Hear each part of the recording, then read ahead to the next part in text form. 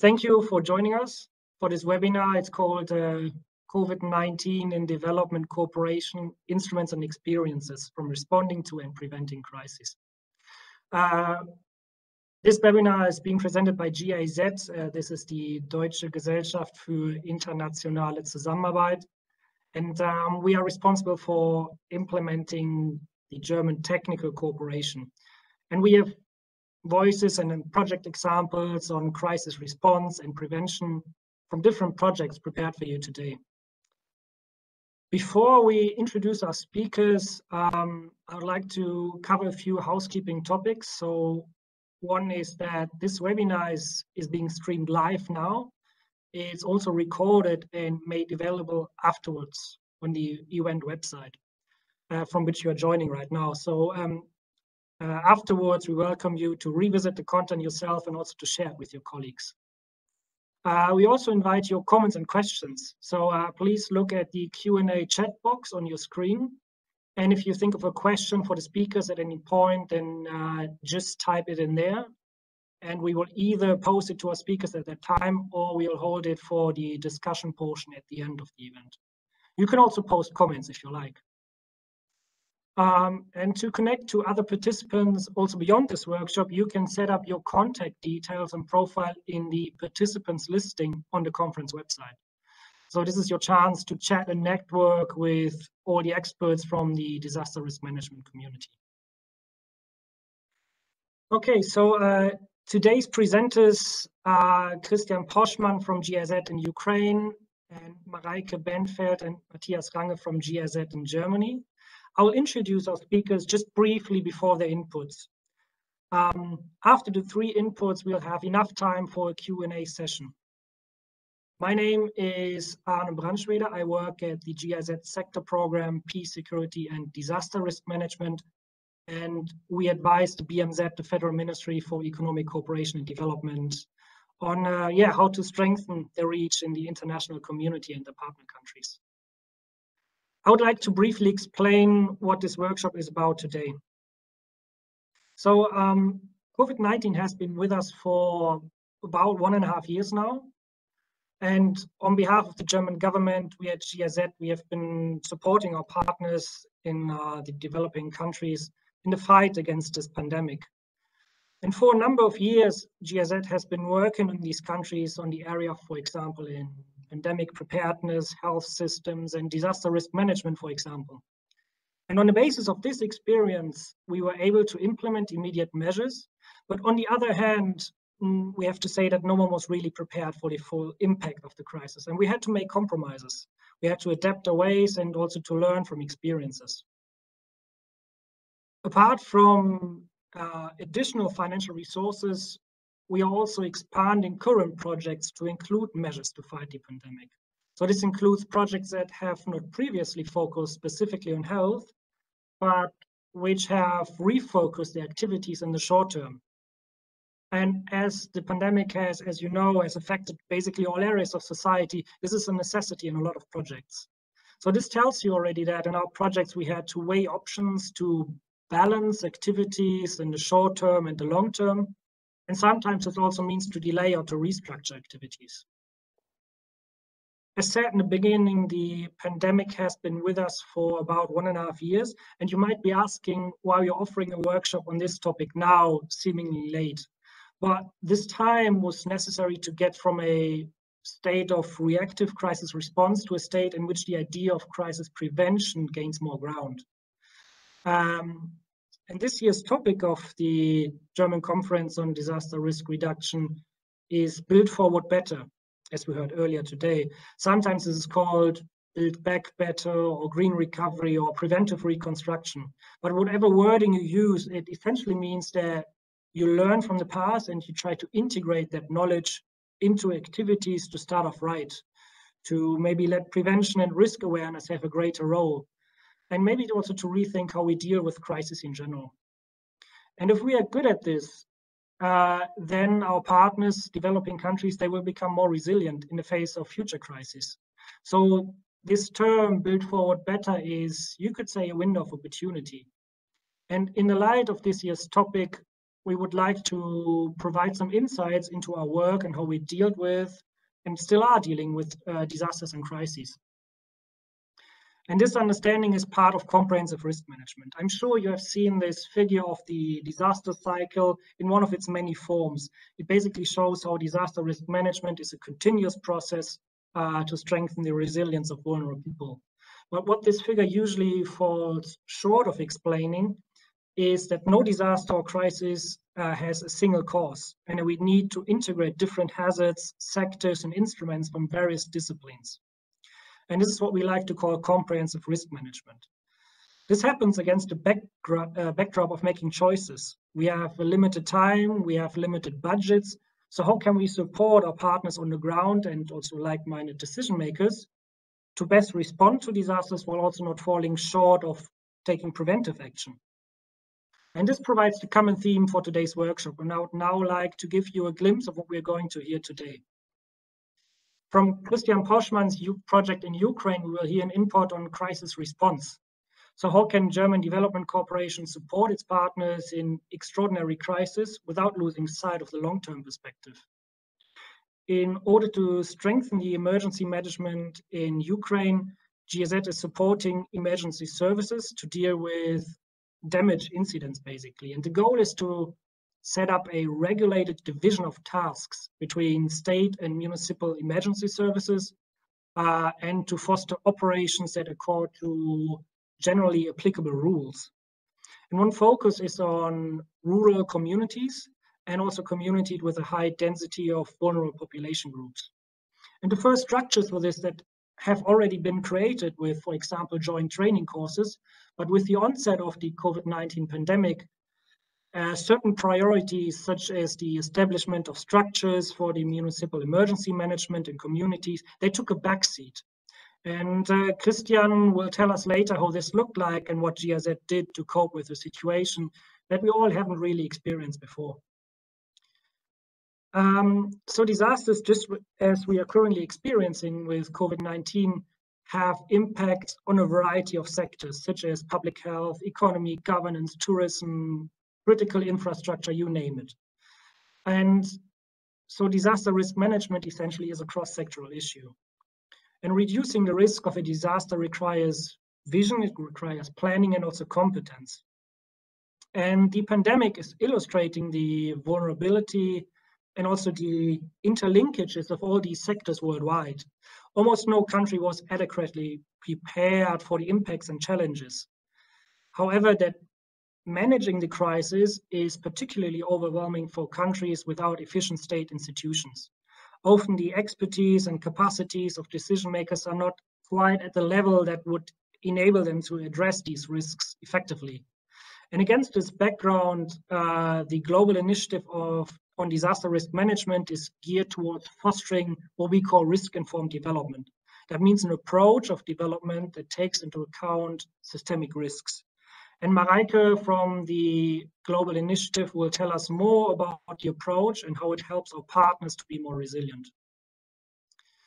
So how do possible solutions look like? Matthias in the third input will tell us of crisis prevention through awareness for budget policy.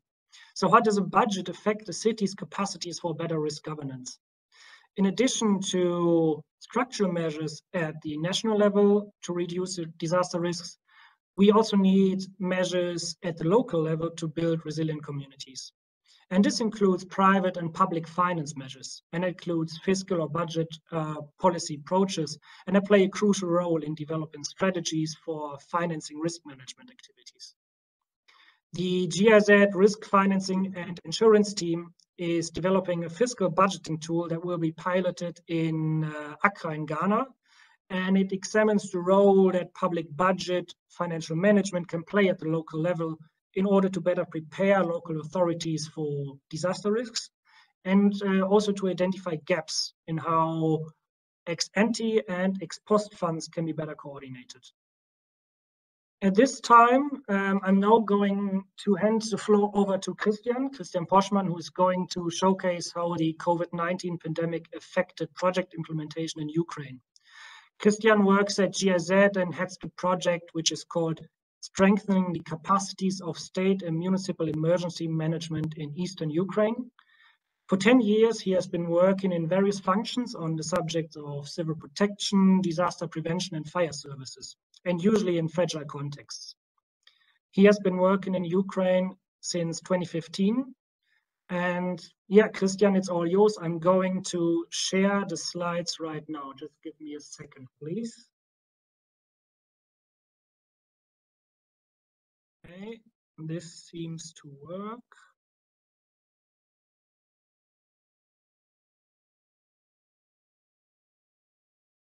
Here we go.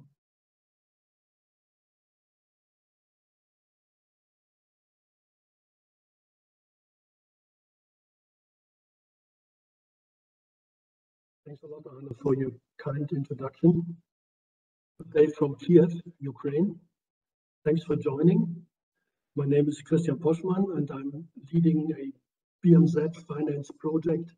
As Arne told you before, it's called Strengthening the Capacities of State and Communal Emergency Services in Eastern Ukraine. The object of our project is to sustainably prepare relief forces for a crisis. Well, I'm sure you know a bit about the situation alongside the so-called contact line in Donetsk and Luhansk regions of Ukraine. What you may not know is that firefighters, rescuers, and first responders must make sure that even here the population is properly supported in case of fire, traffic accidents, and other kinds of what our partners call extraordinary situations, which is nothing else but another term for crisis. So dealing with crisis, preventing it, preparing for it, responding on it is our daily business. But let me be very clear, this project has not been developed to deal with COVID-19. We only got hit by it and we had to cope with its impacts. Against that background, I have been asked to give you a first-hand impression of what happened to a crisis prevention project when a real crisis strikes during its implementation, which no one had on their screen. Well, at GIZ, when applying for a project, it is common use to outline possible risks to their implementation and how to deal with such risks. Of course, we thought about things like resurgence of war activities, new flows of refugees and such. But I must admit, when we started in October 2019, we did not see what would happen during the next 2 years. Well, actually, nobody did. Before we are going to dive a little bit deeper into the topic, let me give you a short overview of what you have to expect in the next 15 minutes. Firstly, I'd like to give you a bit more background on what we are doing and how we are doing it. Secondly, I will briefly explain what kind of crises we had to experience since the project started. And no, it's not only Corona. And how we try to deal with their impacts. And thirdly, I'd like to share some lessons learned. After that, we will have a few minutes for remarks and questions and discussions, of course. Let me start by introducing you briefly to the project I'm talking about. Arne, would you please switch slide? Oh, yeah, you already did. That's okay. So it's the second project GIZ is running together with the Ukraine State Agency for Emergency Situations, DSNS. While the first project was focusing on improving the state agency in whole against the background of 2014 events and the Russian and separatist occupation of parts of Ukraine territory, the current project is mainly supporting DSNS and a few of existing communal emergency services in Donetsk Oblast, Eastern Ukraine.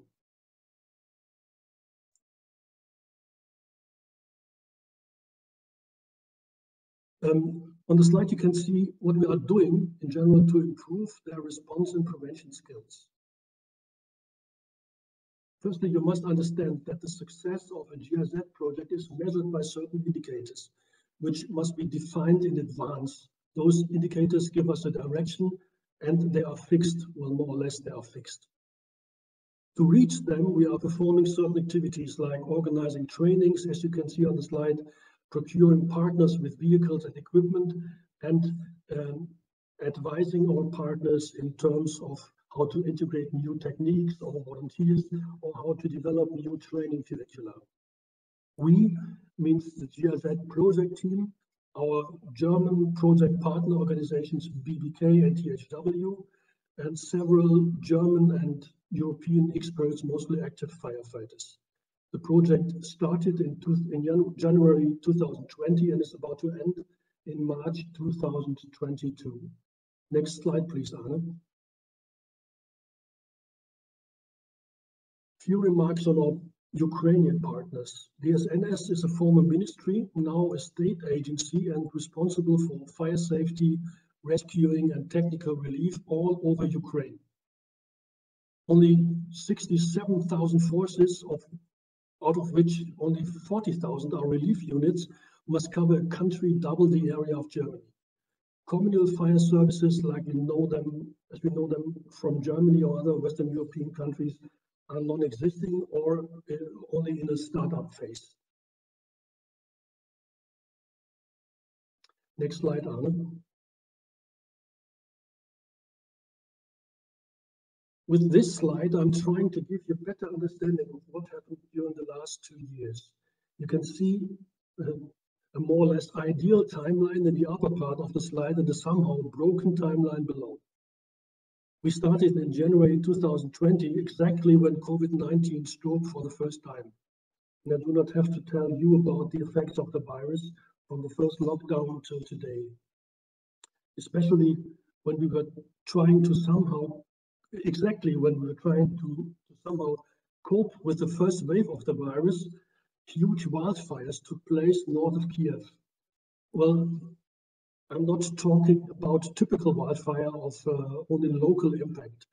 It was more like what you might know from California or from a few months ago in Southern Europe. But the real problem was that these wildfires happened in Chernobyl region.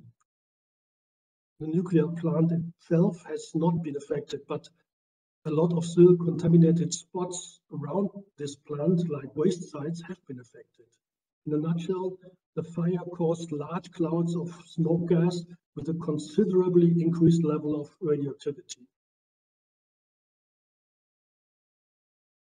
Wind was blowing in the direction of Kiev, and for about 3 weeks, we had a situation, a CBRN situation, with every single aspect of this abbreviation impacted. So, for example, chemical because of smoke gas, biological because of COVID-19, radiological and nuclear because of radioactive fallouts.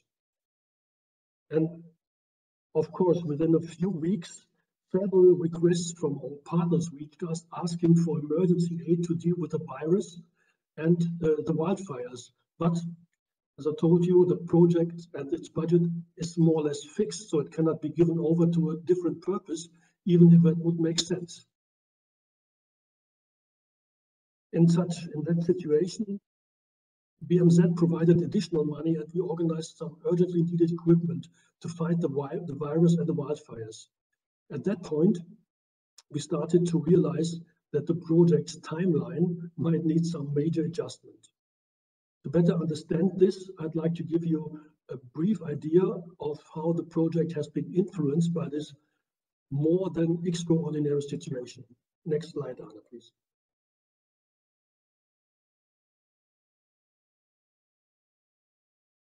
Most of what is shown on this slide is well known to you. For instance, we had to understand that meeting face-to-face was no longer possible, same as business trips and trainings due to the virus. But no meetings, no personal contacts made it hard to maintain good relationships to our partners. And of course, it affected our operational planning. For a few weeks, our partners, DSNS, was literally in an all-hands-on-deck situation. In other words, due to limited resources, partners had to totally shift their priorities, and without partners, there was no progress in project implementation possible. Other than that, mid of 2020, we had a once-in-100-years flood in Western Ukraine. In autumn, new disastrous wildfires in the east, and of course, well-known COVID-19 developments. In addition to that, we had to understand that procurement processes, told you procurement is a large part of our project objectives, were heavily delayed because, of course, even our suppliers all over Europe were affected by the pandemic as well, meaning it took us at least twice the time to procure equipment and vehicles than it usually does. Arne, please, the next slide. So how did we cope with that situation? We used the additional money to provide our partners with equipment and vehicles. In case no proper equipment was available, we tried to produce it ourselves. For example, we contracted unemployed seamstresses to produce about 10,000 medical standard masks for firefighters and rescuers in times when none was available on the market.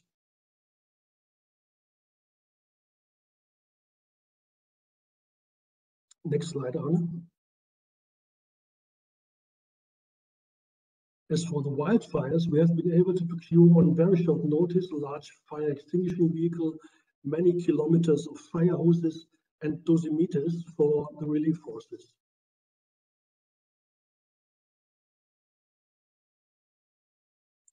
Next slide, Arne.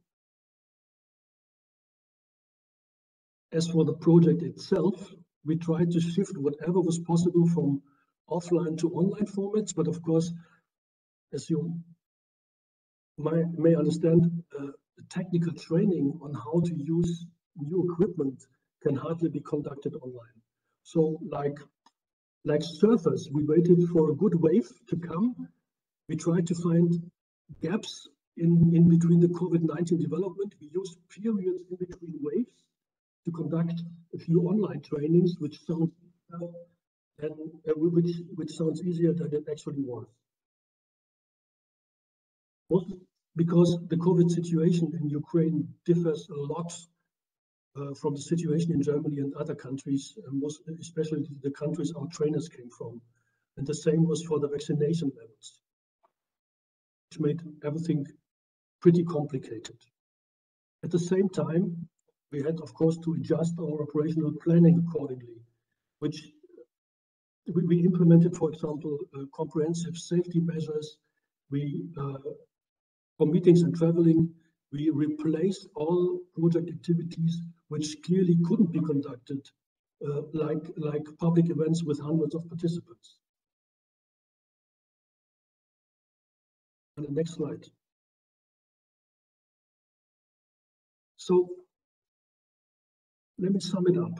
Did we manage to support our partners during extraordinary crisis? Yes. Though it has been just a small contribution considering the dimension of the crisis. Did we do it without losing sight of long-term perspectives? Again, yes, but I have to admit we had to lower our sights. So is there something we can learn, something we must learn from our disaster protection, and disaster prevention activities? I think yes. Firstly, we must admit that despite all our efforts, we cannot fully compensate the pandemic. It influences every single aspect of project implementation in a way that is beyond professional risk management. Does that mean we must stop preparing for crisis because of a certain risk remains? No, it does not. But we must understand that we need to become much faster and more flexible in our reactions.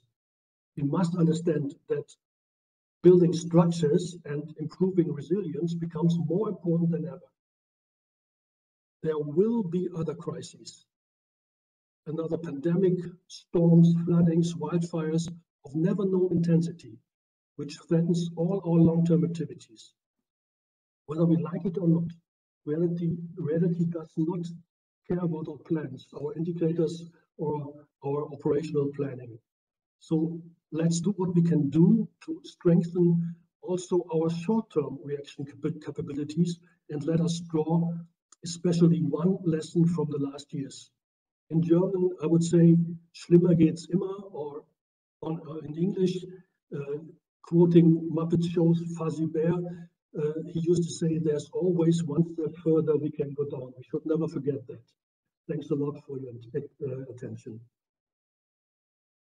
Okay, thank you very much for sharing that information, Christian. Yeah, it's interesting to hear how your partner, the emergency services in Ukraine, adapted to the pandemic, and how you try to not lose sight of the long-term development goals.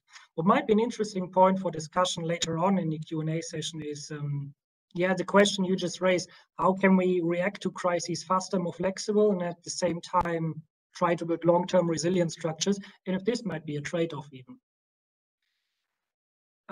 As we heard, the pandemic in Ukraine had many different effects in various sectors. And I would now like to give the floor over to Mareike Bentfeld, who is going to elaborate on this idea of systemic risks and how we can use the COVID-19 pandemic as sort of a magnifying glass for better risk-informed development. Mareike is an advisor in the Global Initiative on Disaster Risk Management at GIZ in Germany, and she has been involved in disaster risk management for more than 8 years. The focus of her work is the integration of risk management approaches in different sectors to secure development gains. And prior to her current position, she worked at the ADPC, the Asian Disaster Preparedness Center in Thailand, where she focused on community-based disaster risk management. Mareike completed her university's education with a bachelor's in risk psychology and a master's in international humanitarian aid. And Mareike, the floor is yours now. Perfect. Thank you, Arne. Thank you for the introduction. And yeah, as Arne already mentioned, I'm based in Bonn. I'm working for the Global Initiative on Disaster Risk Management. But before I talk more about the great work that GIDRM is doing, I would actually like to start with some more general thoughts on how the COVID-19 crisis relates to the concept of systemic risks and what the lessons learned should be from this crisis.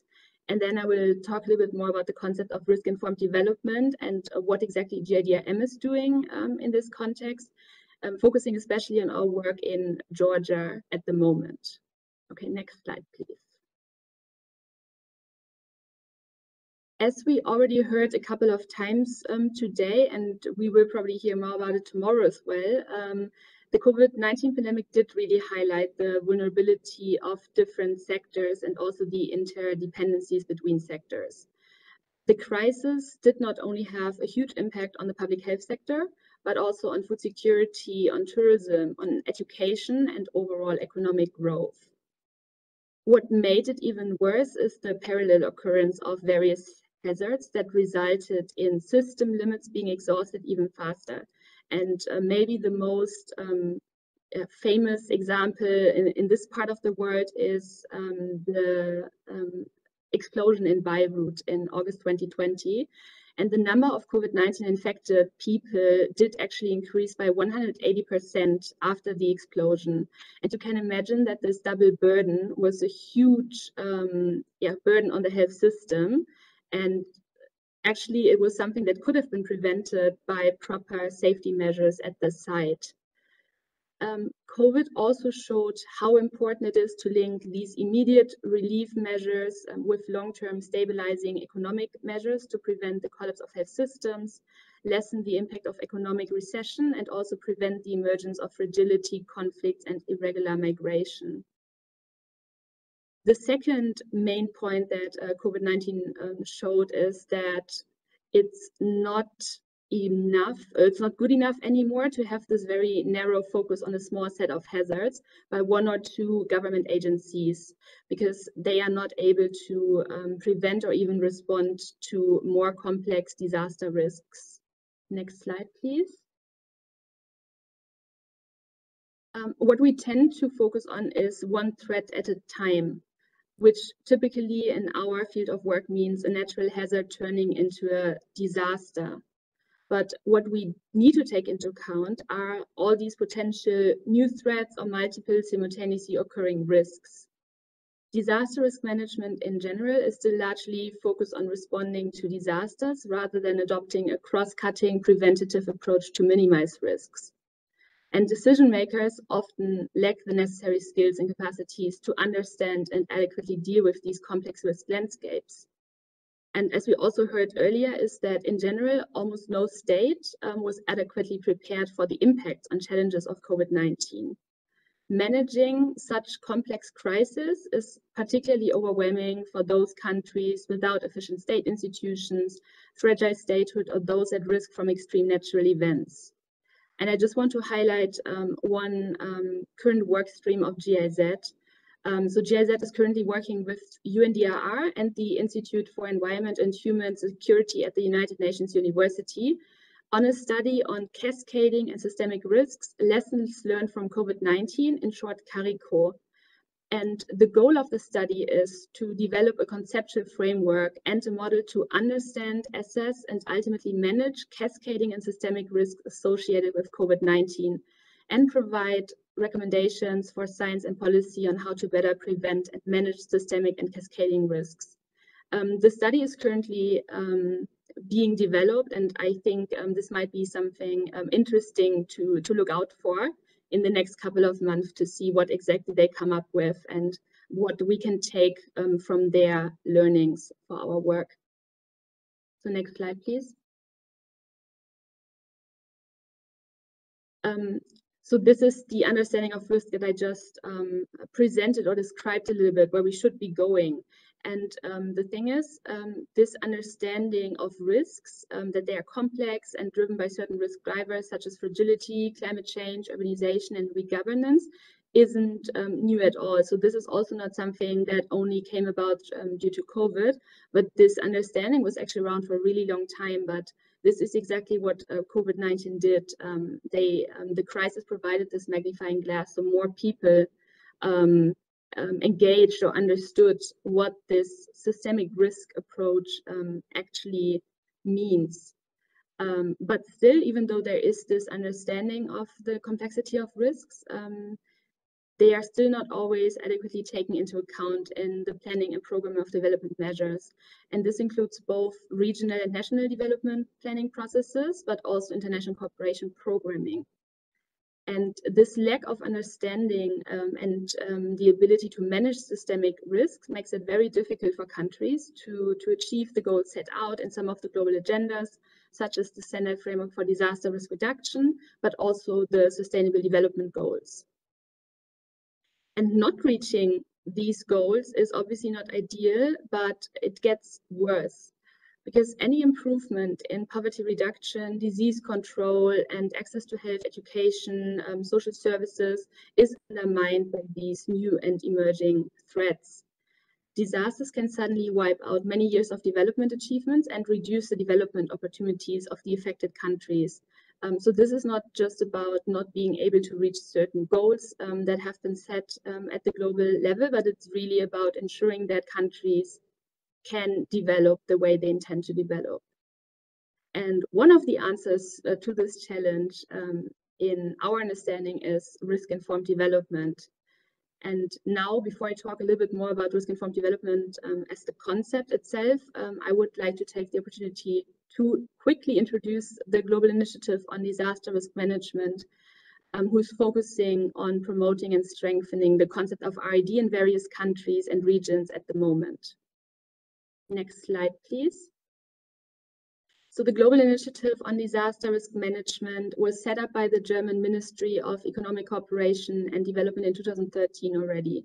And GIDRM aims to strengthen the German contribution to improve disaster risk management worldwide and to support the implementation of the Sendai Framework for Disaster Risk Reduction.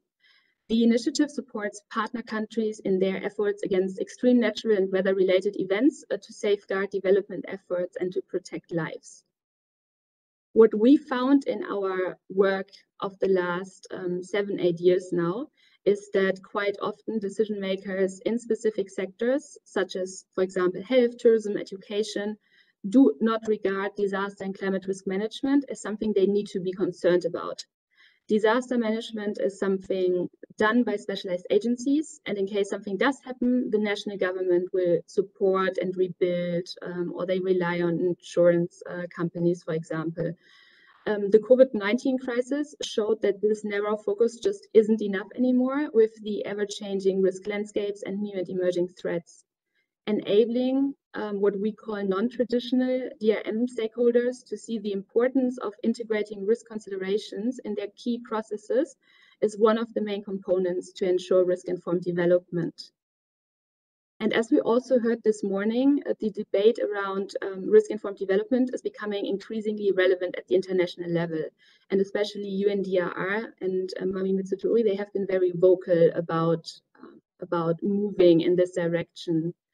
And RAD, risk-informed development, refers to an understanding of development that takes account of a wide range of interdependent, dynamic, cross-border, and in some cases, simultaneous risks.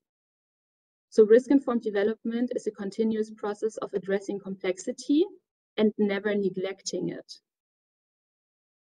Engaging in more risk-informed planning and development will result in critical infrastructure such as hospitals or transport routes being better protected, and also makes an important contribution to protecting vulnerable and poverty-affected sections of the population. And RAD does not only require an understanding of the different risks a country or sector is facing, so it's not just about knowledge, but what's even more important is actually that decision makers have the skills and capacities to really understand risks and take the right decisions or risk-informed decisions based on that understanding.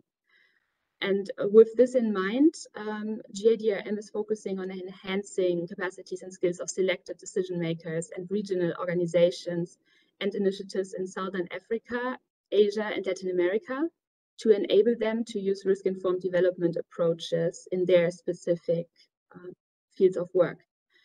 Maybe just as more general information, in Southern Africa, we're working with the Southern African Development Community. In Asia, we're working mostly with the Coalition of Disaster Resilient Infrastructure. And in Latin America, we are partnering with the RED SNP, which is the Network of Public Investment Systems in Latin America. Next slide, please. Perfect. Okay, so I would actually like to end with a little bit of a more practical example to show how we are trying to promote RAD in a specific country context. And I chose Georgia as an example because it also relates to the health sector. So it fits really well in this panel discussion. So in Georgia, we are looking at how to integrate risk-informed development approaches in the health sector. And as mentioned earlier, COVID-19 really did highlight the important role of the health system as a critical infrastructure and to safeguard lives, or to save lives. Health infrastructure is obviously prone to a number of different risks. They are, for example, relying on electricity, water, and transportation in order to provide the services they are supposed to provide.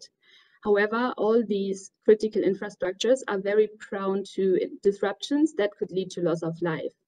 The question, therefore, is how do we find out how the different systems are interlinked and how vulnerable they are? And in order to answer these questions in the Georgia context, we are working with the Climate Risk Institute, which is a Canadian non-for-profit organization specialized in knowledge management and capacity building around the topic of infrastructure resilience.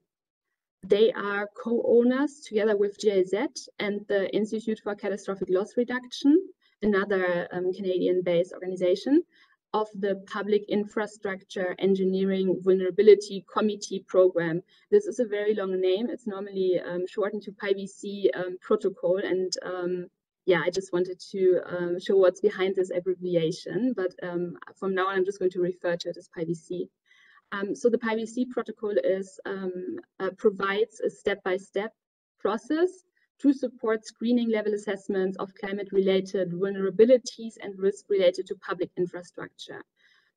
So far, it has mostly been applied in Canada itself to a variety of infrastructure assets, such as bridges, roads, buildings, parks. So it can be applied to more or less everything you can think of. And GIZ also supported the application of this PIVC protocol in a number of international settings. So GIZ did that in Brazil, in Vietnam, and in Costa Rica, for example. But back to Georgia. So in Georgia, what we are trying to do is to do an overall screening of hospitals in the country to identify the most vulnerable hospitals, especially taking into account potential future risks due to climate change. Because the IVC protocol itself has quite a strong engineering focus and does not necessarily include all like social aspects, such as how many people are relying on specific infrastructure assets. We are trying to add the aspect of criticality to the existing protocol. And criticality is a term that we defined and researched mostly during the second phase of our global initiative. And we did this in Mexico. And the idea of criticality is that there are specific components of a system that are key to prioritize on in order to increase the resilience of the whole system. I'm just going to give the Mexico example now as well to clarify a little bit what we mean with that. So in Mexico, the overall goal was to prioritize specific road segments according to their degree of criticality for the road network. This means critical road segments are defined as those whose failure would significantly affect the network's overall connectivity.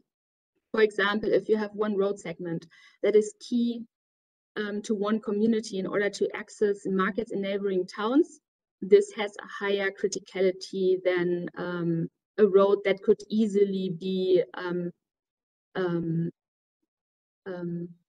that you wouldn't need to use in order to access certain places if there are other roads that could be used at the same time.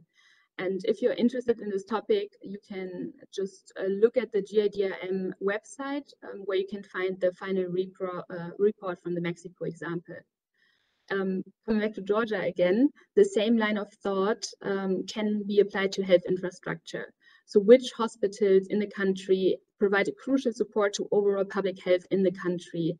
And this could, for example, be a hospital in hard-to-reach parts of the country where the surrounding communities need to rely on the functionality of the one hospital they can access. So including this in this overall screening assessment will allow us to ensure that also the needs of particular vulnerable groups are taken into account. But how does such an assessment lead to more risk-informed development? Because as I said earlier, this is the main goal of what we are trying to achieve. As mentioned earlier, RID requires decision makers with the skills and capacities to understand risks and take the right decisions based on that understanding. Applying this IVC protocol requires a multi-stakeholder process, including a number of different ministries and representatives, both from the public as well as the private sector.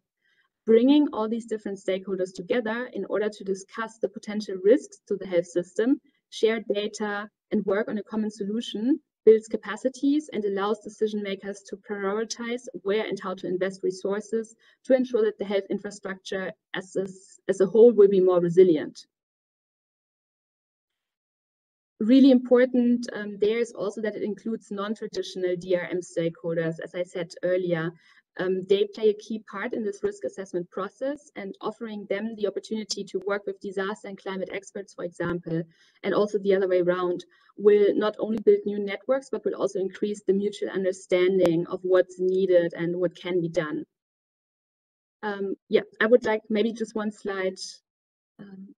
Next slide. And this is my final slide already. So I would like to end with a final remark. As I said earlier, risk-informed development is key in order to safeguard development progress in the future, and taking risk-informed decisions is at the core of each development progress. So ensuring risk-informed development is not just the responsibility of specialized government agencies, such as national disaster management agencies, but the key responsibility of every decision maker in any sector. And supporting the capacity building of these decision makers will be a crucial task of development cooperation in the future in order to ensure that we have sustainable and resilient development. that's it from my side. Okay, thank you for sharing these ideas, Mareike. Yeah, it's interesting to hear why we need to consider and also to act on systemic risks through what you call risk-informed development, and also how difficult this might be at the same time. But yeah, of course, we need to consider the complexity of systemic risks, but the general idea of risk-informed development might not be that complicated after all. Maybe that's a provocative statement, but let's see if there's something coming up in the Q&A session afterwards. I would now like to hand the floor over to Matthias Range, who is going to showcase how budget policy and risk-informed development are intertwined.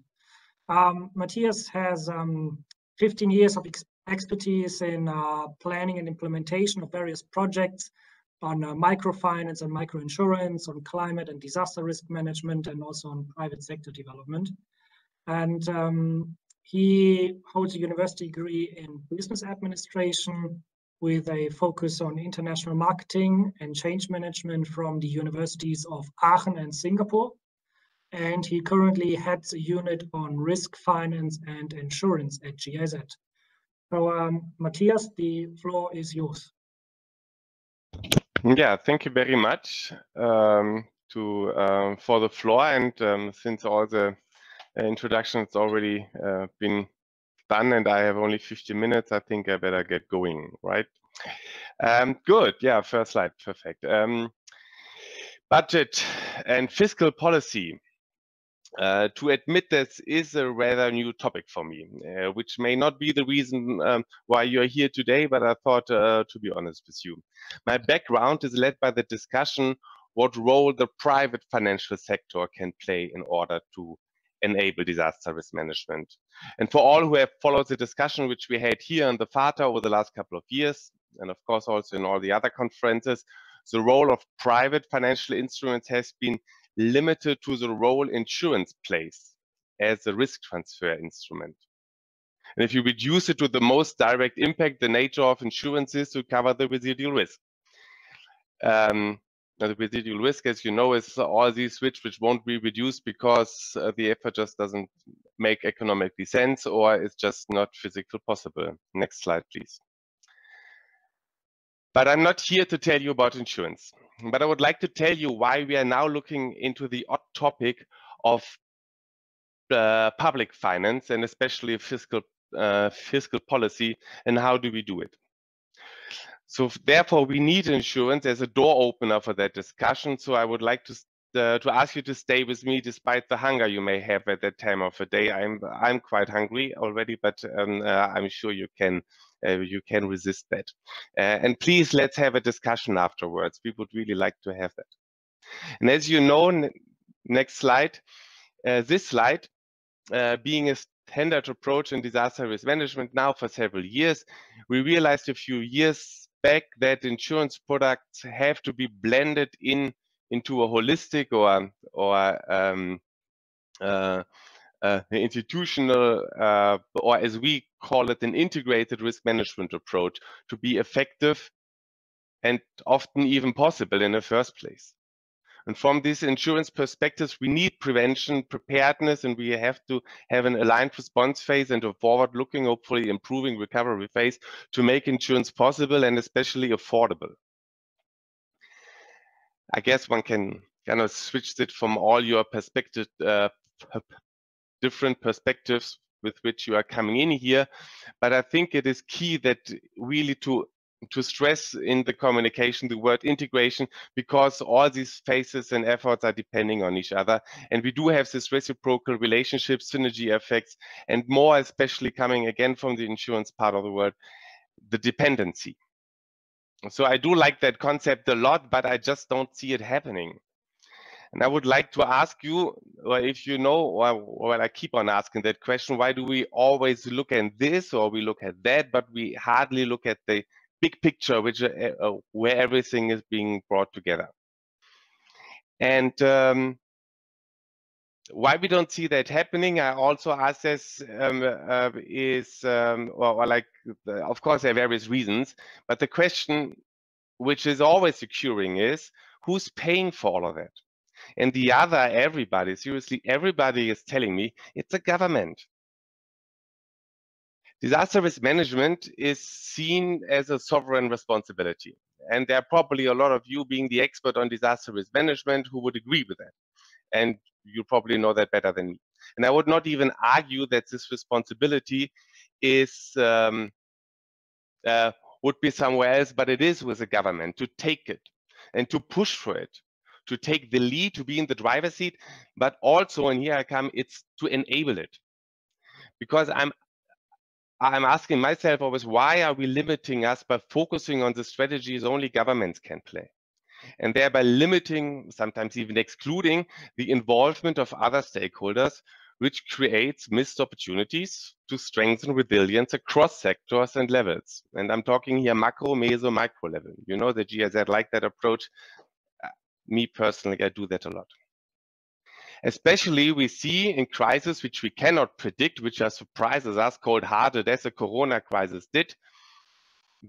These crises showed us, especially the Corona crisis showed us, that we all have to stand together, and that we all have to take social responsibility to support each other. It cannot just come from the government.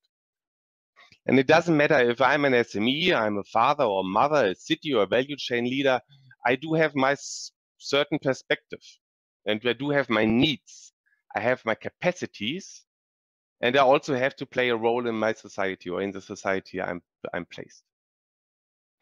And also what we see is most of these entities also want to become active, because the government may miss us, or they may come too late.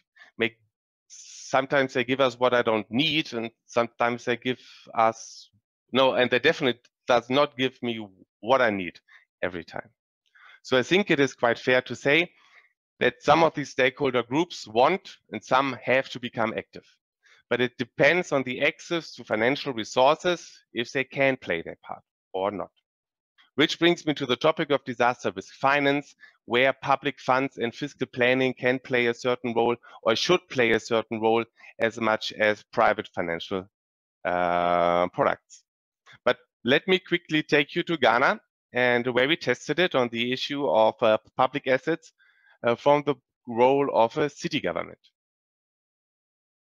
I think a little bit of marketing is allowed here. So the project has been implemented by through a public-private partnership from Allianz Reinsurance and GIZ. And we also looked at other directions, for example, also on a role of industry parks, which was also quite interesting. Next slide. But here we are in Ghana. And as we all had our reasons to implement that project, I would like to stress well, I don't have a pointer now, so I'm looking at the NADMO part here. On the NADMO, you probably know, it's the Ghana National Authority for Disaster Risk Management, and they really wanted to increase the resilience of their cities, align those to the national government, the strategies on disaster risk management, and they wanted to understand what city can do by themselves in the first place. Next slide. And this is our current concept we are testing at the moment. The risk assessment is, of course, a standard procedure which we need, especially also related to the context of the presentation of Mareike just now. So the typical risk assessment, looking at the hazard risk, exposure risk, vulnerability of various stakeholder groups, using a mix of, also very important, not only qualitative data, but especially quantitative data, but also quantitative data doesn't make sense without qualitative data, and model it for 25 to 50 years if it's possible. And of course, honestly, like in Ghana, to have an exposure modeling for public assets for the next 50 years is hardly possible. But we did a similar exercise in China where it was possible. But at least even the status quo sometimes is quite the challenge. But interesting and perhaps new is this resilience targeting. And here we also try to develop an understanding how risk averse or not everybody is. How much risk does which stakeholder group feel okay with? and how depending to others do you want to be, or how responsible for their own good these stakeholders want to be in the face of a real threat. The next 3 slides, I would not like to go into the detail here. This is definitely what we did, but I would like to show you, perhaps if you can go one more and then another one. Yeah, here, that we also develop vulnerability curves also for social sectors. For example, on education, on health. You can do that also we felt that this is extremely helpful in order to raise awareness and to lock in a certain, how do you say, like a certain excitement about these things. Next slide. We took that data. So no, the question is, what do we do with all that data? And if you look at the next slide, we took the data and brought it to action. And what we did is, when we can see the next slide, thanks again, we based it on the methodology of an economics of climate adaptation, or better as an ECA, which is the framework for this risk assessment. And we looked here on the green sector, on the disaster risk management actions, we called it. We didn't find a better word yet, like to really understand what can be done, which makes economically sense. Next slide. For the prevention phase, for the retention and risk transfers, for the preparedness phase, and also at the response phase. We didn't look into the building back better.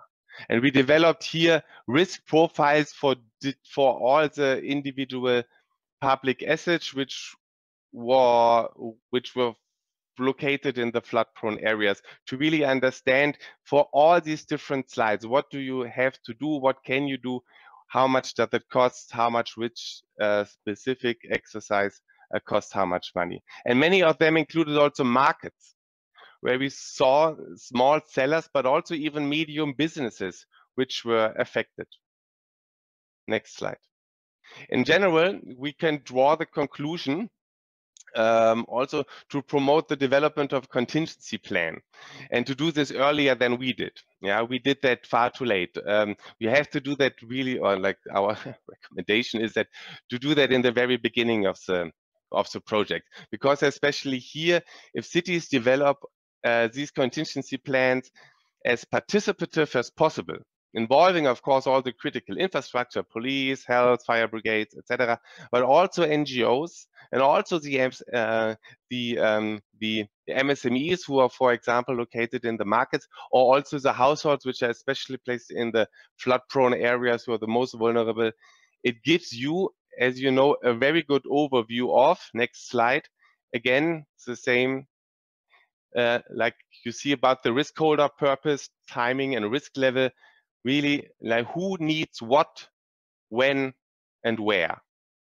And at the same time, you identify also already in the discussion what possible prevention means can be implemented by the different stakeholders you are talking to.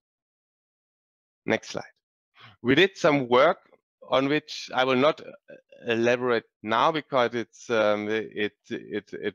would request a longer presentation.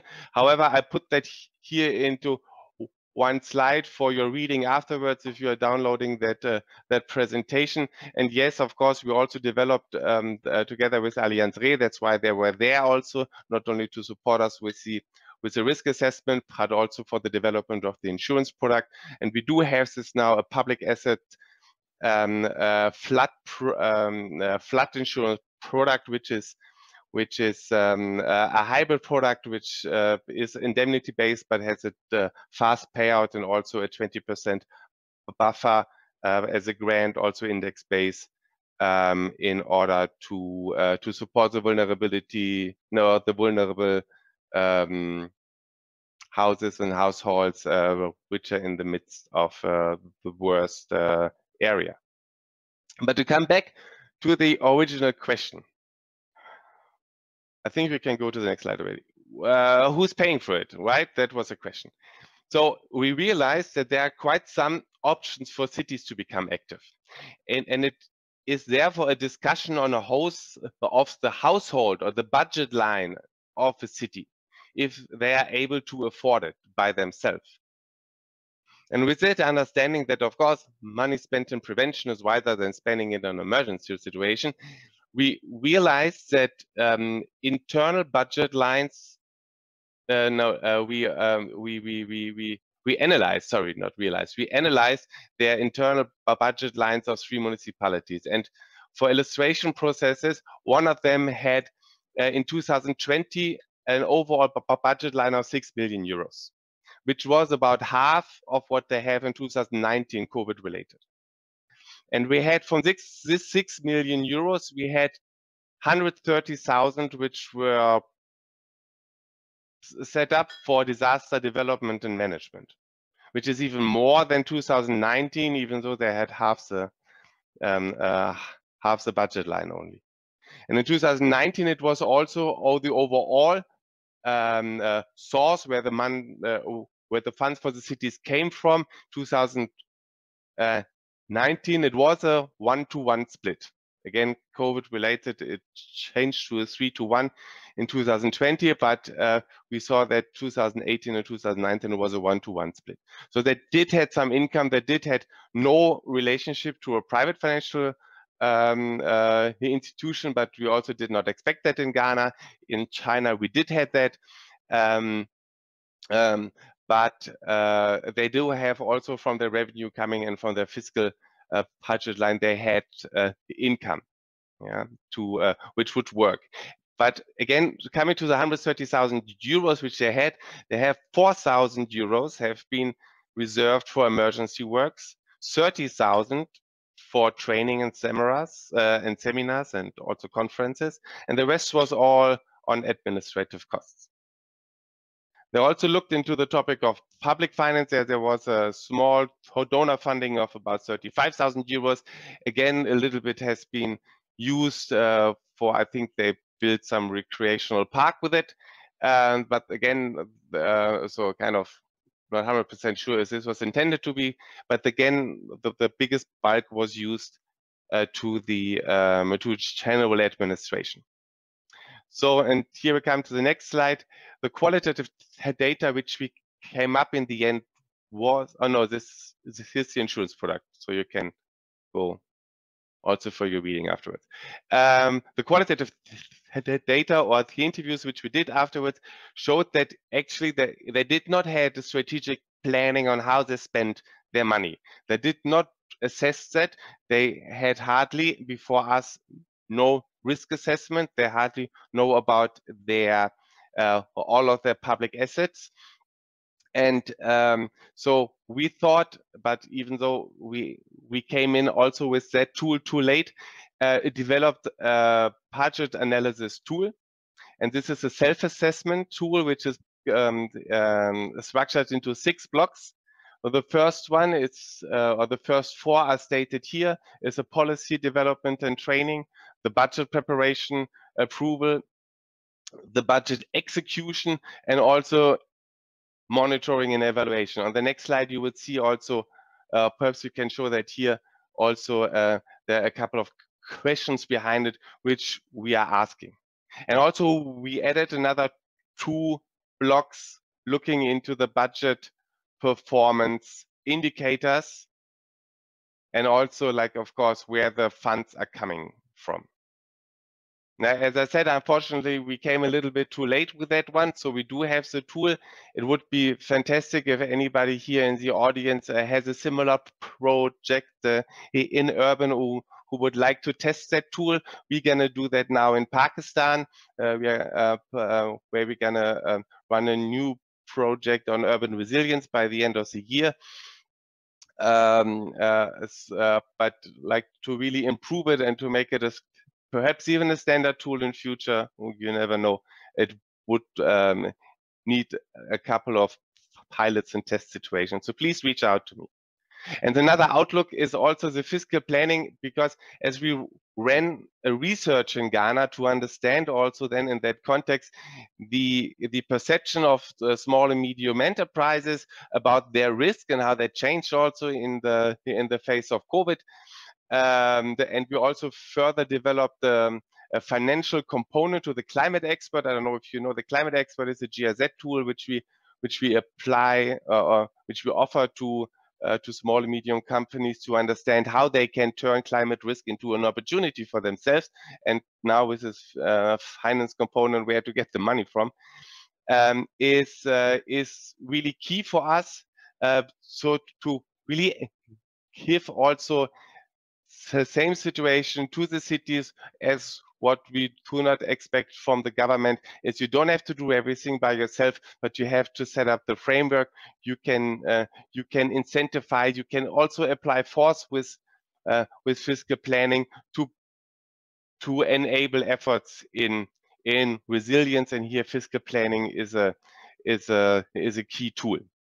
So for both the budget and the fiscal planning tool, as we said, we are looking for projects who would like to apply that, but the goal remains for us is that a disaster risk finance strategy is a bottleneck for a successful, holistic, and most importantly, integrated disaster risk management approach.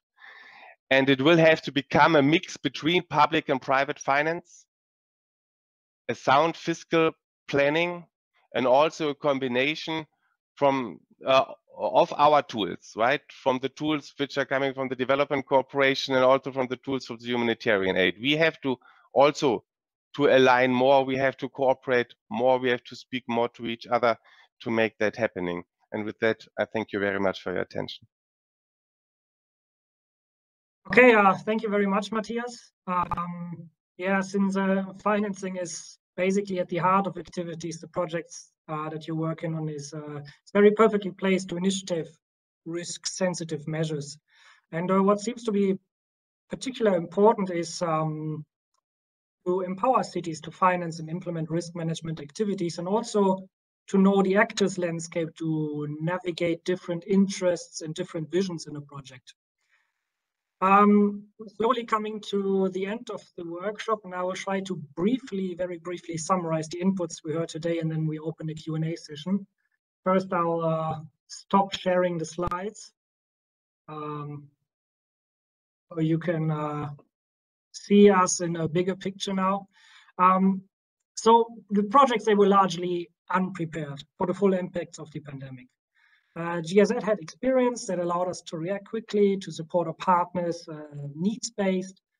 But to react quicker and more flexible is a necessity, and it's a good way to strengthen resilience. But ex-post action does not work in risk management. We need also preventive action to stop disasters from reoccurring. And in the first place, this is very important too. And balancing these acute needs in the short term and building structures for long-term resilience, that is key. And we also heard that COVID-19 is not just a pandemic, but it's a trigger for systemic risks. And to tackle these systemic risks, we need to integrate disaster risk management in many different sectors. Of course, we need to tailor that to local needs, to local actors, to the institutional landscape. But the general idea of a risk-informed development stands quite firm. And we heard how this might look like in Georgia from a health infrastructure perspective. And then the last input, fiscal or budget planning. This can be an important entry point to initiate change at the municipal level. Because using funds in a risk-informed way that, as we heard, strengthens the resilience of local people. And it's not only about access to funds, it's also about what these funds are being used for. And this is why a thorough exposure and vulnerability mapping is crucial. But it doesn't only stop there. It's equally important to map stakeholders and their potentially divergent interests and needs. So navigating through this whole context and to coordinate ex-post and ex-ante financing, you could identify that as one of the cornerstones for a better risk-informed development. I will try to have a look at the chat now. My computer is a bit slow. Maybe to my fellow speakers, if you already saw something that is of interest to you, we could, of course, take that question first. I cannot see anything right now, so just as a reminder, if you have any questions or comments that you haven't submitted yet, just please enter it in the Q&A chat box, and we'll get through as many as time allows. But we can maybe quick start the discussion. So, so Christian, you had the first input, and as a lesson learned, you said that we need to strengthen our ability to react on short notice. Do you have any idea on how we can learn this? Is there a master plan, or does this imply a really long learning process?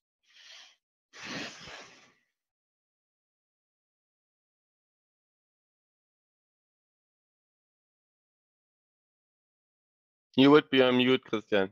Oh yeah, Christian, you have to unmute yourself. There is no master plan. There can't be any master plan.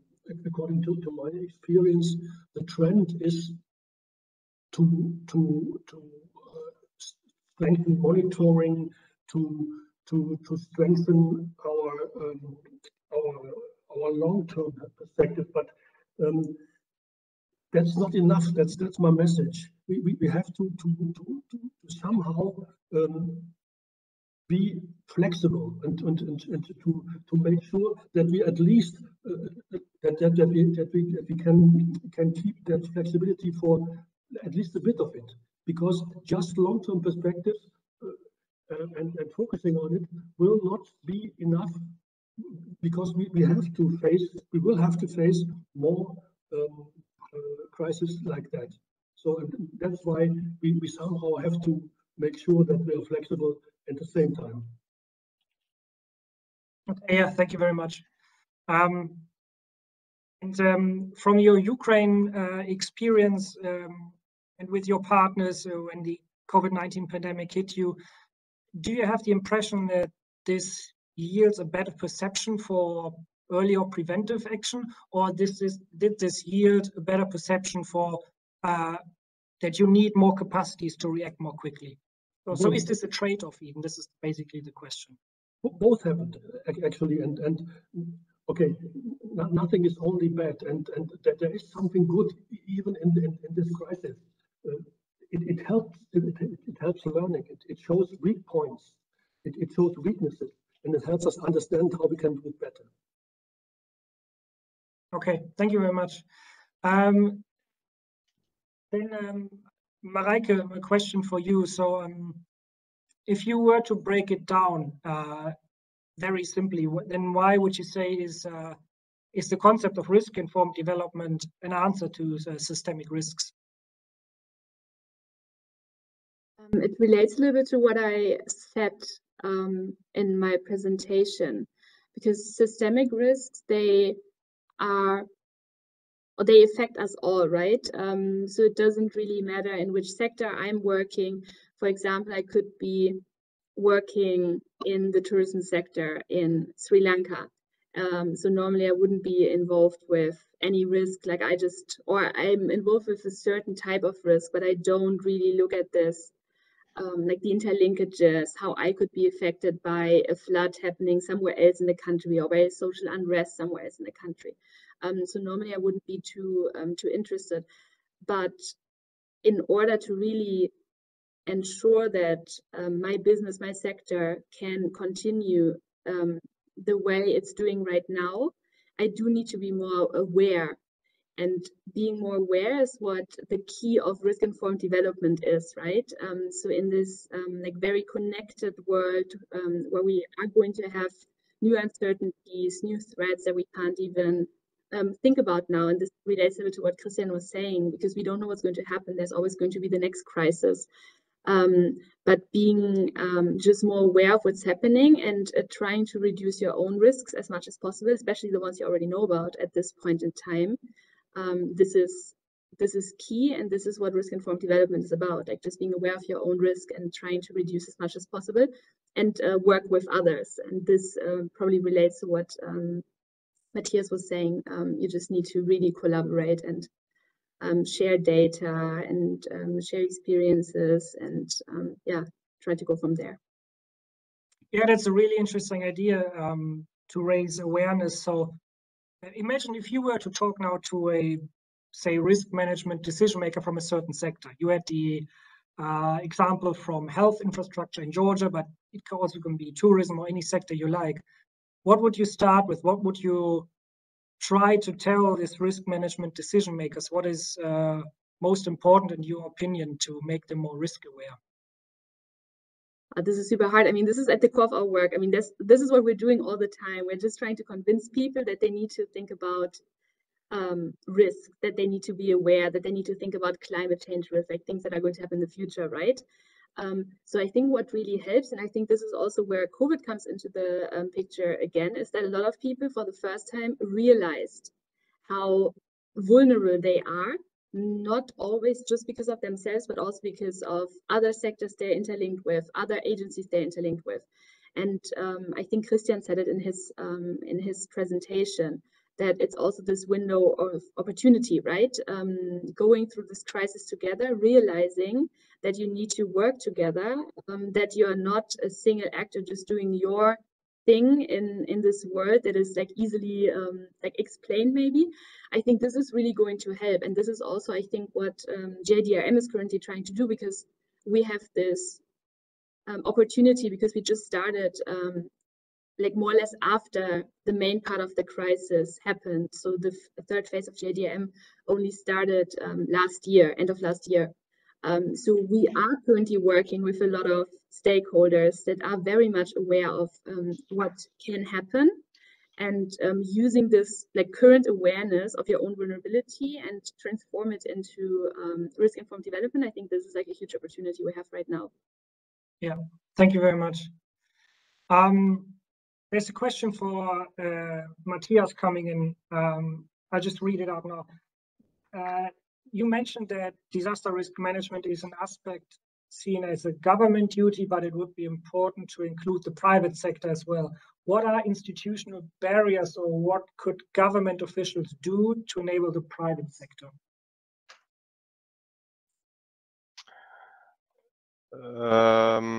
Yeah, I'm online. Thank you very much for that question.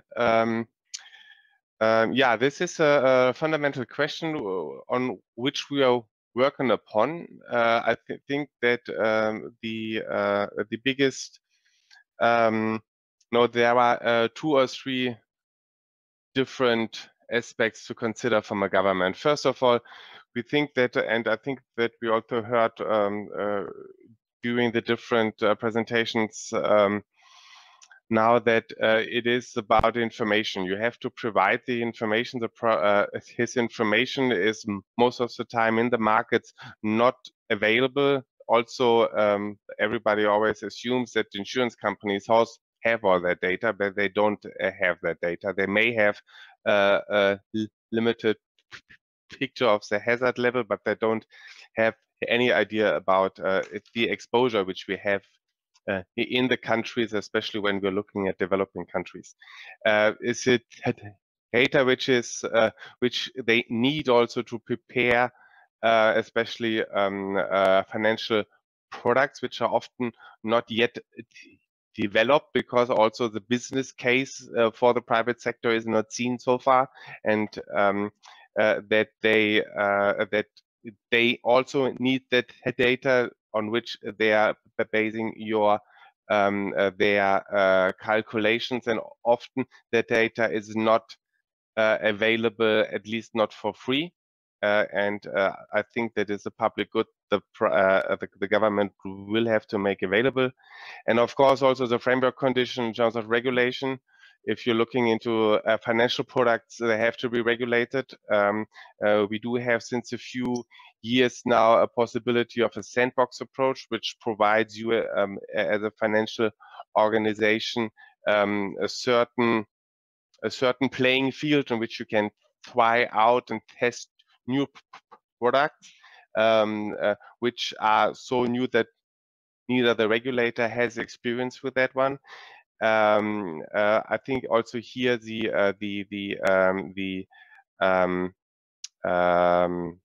government has to become much more active in what they can provide to the private sector. And again, I think the question about a disaster risk finance strategy should be developed as at least in a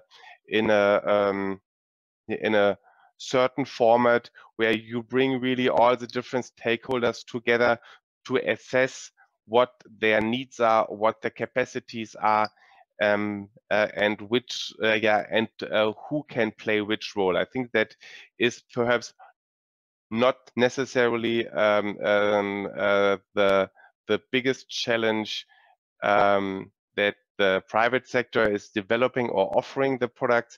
It's really the demand discussion to really to be able to make it available, to make it needed and also streamlined is from our perspective a key for the government.